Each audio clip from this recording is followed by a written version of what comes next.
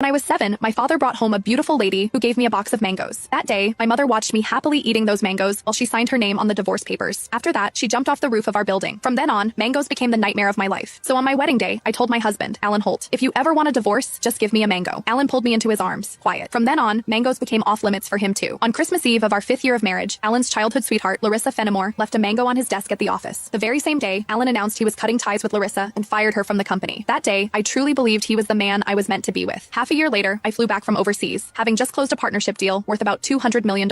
At the celebration dinner, Alan handed me a drink. After I had finished half the glass, his so-called childhood sweetheart, the woman who had been kicked out of the company, stood behind me with a big grin and asked, "Does the mango juice taste good?" I stared at Alan in disbelief, and he was trying hard not to laugh. "Don't be mad. Larissa insisted I played a little joke on you. I didn't actually give you a mango. I just gave you a bottle of mango juice. But I think she's right. The fact that you don't eat mangoes is a real problem. You were really enjoying that juice just now." My face went cold. I lifted my hand and threw the rest of the mango juice in his face, then turned around and walked away. Some things are never a joke. I wouldn't kid around with mangoes or divorce. Ms. Mendez, your stomach condition flared up again because of stress and emotional triggers. If there's something you really don't like to eat, you mustn't force it down again. The next time might not just be a stomach ache. We might have to remove part of your stomach. Stay in the hospital for observation for 1 day and contact your family as soon as you can. When I heard the doctor say that, I went completely quiet. For the sake of a new project, I had been overseas for 39 straight days, working day and night, and I finally made it back in one piece. I never expected that at the celebration dinner, 1 glass of mango juice from Alan would land me right in a hospital bed. Out of habit, I tapped open my pinned chat on WhatsApp, typed 2 words, and then realized something felt off. Looking closely, I confirmed that it was Alan Holt. He had just changed his profile picture. Now, it was a green mango. While I was staring blankly at the chat window, Alan's call came through. He sounded cold. "I'm already home. Where are you?" I said nothing. Any other time, I would soften my voice and act like a spoiled little girl with him. But tonight, I honestly didn't know what to say. Alan sounded annoyed. "Myra, how long are you planning to keep this up?" "I'm at the hospital." Alan went quiet. He had never shown much interest in my health. He would never have guessed that 1 glass of mango juice from him would send me straight to the emergency room. "Stay put at the hospital. I'm coming over right now." I didn't want to deal with him, but my body was so weak that I didn't feel like moving at all. Time dragged by. The doctor came in to check on me 3 different times, and Alan still didn't show up. Right before I went to sleep, I glanced at my phone one last time and saw Larissa Fenimore's new post on her social feed. Every time I get hurt, my knight in shining armor shows up. I'm so lucky. The picture under it was a shot of Alan putting a bandage on her. Larissa's profile picture was a yellow mango. It was pretty, but it made me sick. Alan and I had known each other for 10 years, and he had always known exactly where my bottom line was. After so many years in business, he also knew perfectly well how to keep a proper distance from other women. But now, he kept crossing that line again and again. In that case, our marriage and the newest project I had negotiated no longer needed to exist. I had closed a $200 million deal in West Arkin that could have changed the company's future, but at that moment, it didn't matter anymore. When I woke up the next morning, Alan hadn't sent a single message or made a single call. I wasn't even angry. After the follow-up check confirmed I was fine, I went straight home to a 5,300 square foot luxury villa that Alan and I had bought the previous year. 7 years ago, when we graduated, we squeezed into a basement room and shared 1 cup of instant noodles. 5 years ago, when we registered our marriage, we ate at a street food stall and went home with a tiny 4-inch cake. Now, I was alone in a huge empty house, nursing my wounds by myself.